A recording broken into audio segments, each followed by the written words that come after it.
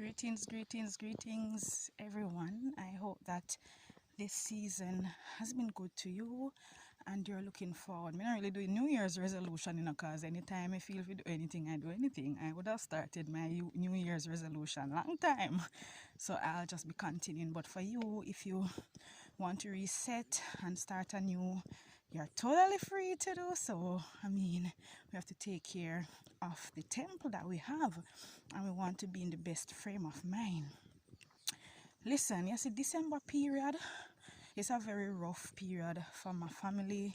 It's normally a happy yet sad moment because it's like every emotions come that time of the year. We lost loved ones, my uncle that we have still not gotten over properly, and they're doing his tombing now. So all of those emotions are coming. So it's really a time where we have to try deliberately and intentionally try to be happy regardless, life. And then my stepfather is gravely ill, so I have that burden too, and it's hard because he has a very rare cancer. It is at stage 4, and it has now started to affect his liver, and even made the pain, and he's feeling a lot of pain, and he's weak. So it really don't look good, but we just trust in God that whatever comes, he will help us to deal with it. To give us little peace during our storm and to carry us when we are weak. It's really hard. I really came on here to encourage us to pay more attention to ourselves, our mental health especially, because it is very important. And even our physical body, I'm all for the spiritual, and you have to take care of your spiritual first before you even kill up yourself at gym and so on. Kind of makes sense.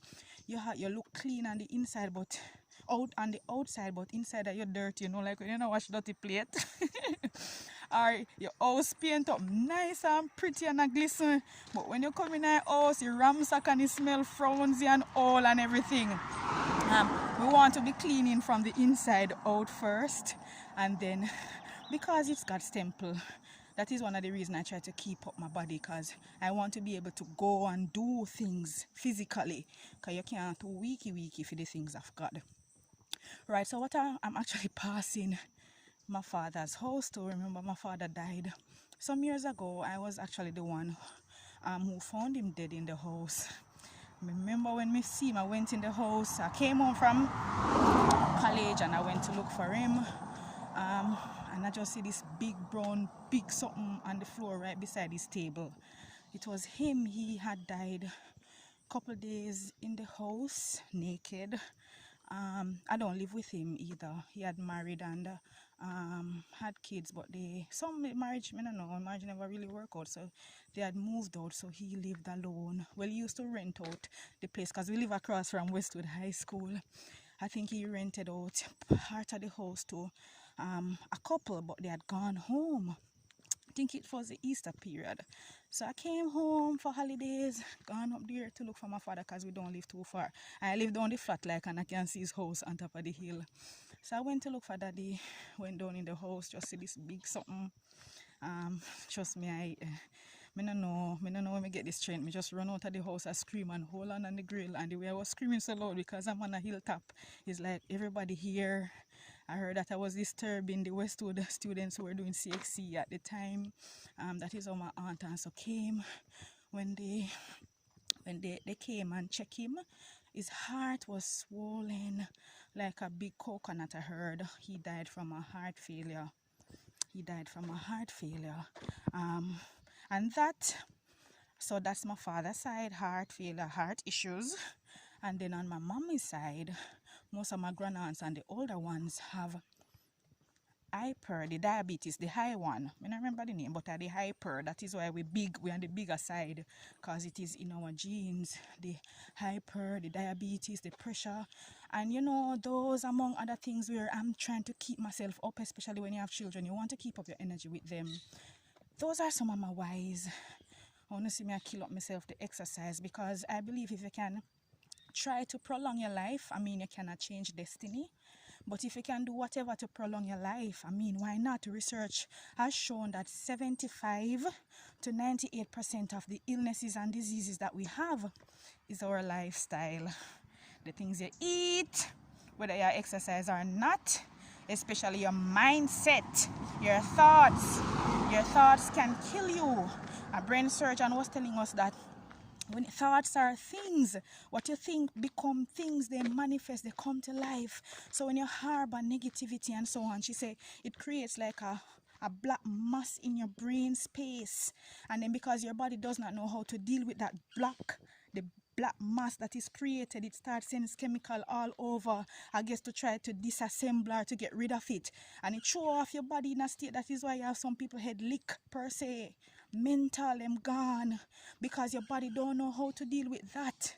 Thoughts are things, and that is why we are encouraging Philippians 4 verse 8 to meditate on things that are positive, things that are true, things that are noble. I mean, the amount of things that have been coming to me, especially between the October, November, and even now, the amount of things coming after my mental health. I know it's only God keeping my sanity.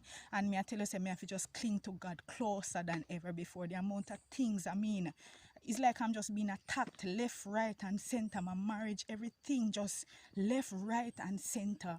And me have to just hold on to God. Even my son other day got some awards the Thursday, and by the Friday, him foot almost break. He was at basketball, and he always goes to basketball. But after him up on the mountain, the next day, enemy one broke him foot. My husband almost chopped off him foot. I was getting ready for church, and we have to rush to the hospital with him all day. I was at the hospital. So it's like so much burden, so many things to deal with in the one going. You're trying to keep your little peace and safety. So you have to try everything to keep yourself out. The enemy is gonna scheme, the enemy is gonna plot, he's gonna do everything for your downfall. And don't believe if he perceives to be nice to you now. He's just waiting to drop upon your face. He has no good intentions for you. Nothing good this world will ever have to offer you.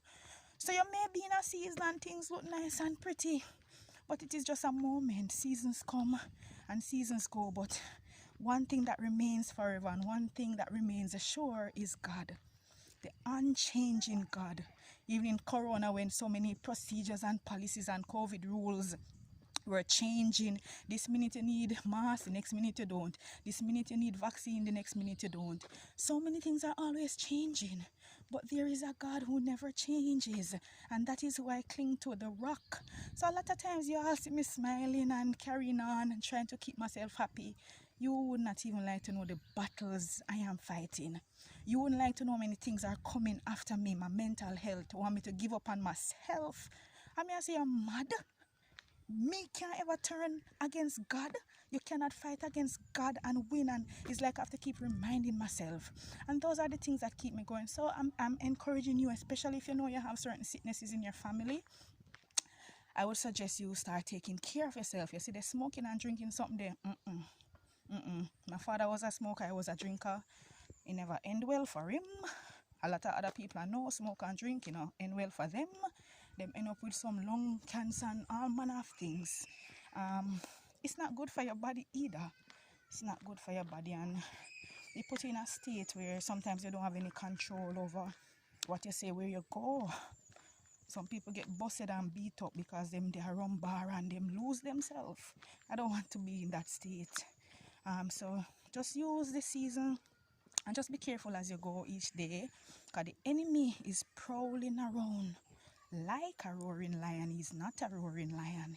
He is prowling around like a roaring lion, seeking who he can devour. He might look for who look weak, and he always comes to us in our lowest moments. He's seeking, he's scheming, he's plotting, he's watching you. He observes your culture, he observes your past, and then he brings all of those to the forefront at times to try for your downfall. But keep your eyes open, keep your spiritual eyes open, especially us with husbands and parents. Just keep your eyes open for when you see the hands of the enemy in your life. You just draw upon God a little closer, because only God can fight those spiritual battles. But don't believe he's gonna lay out a red carpet for you. He never will ever do that. He will never ever lay out a red carpet for you to have a smooth sailing life. So just be careful, especially if you have not accepted God as yet. Just be careful. All right, all the best, and catch you on the healthier side of life. Season's greetings. Just remember Jesus at the center of it all. And to that I say amen. Enjoy your new year when it comes.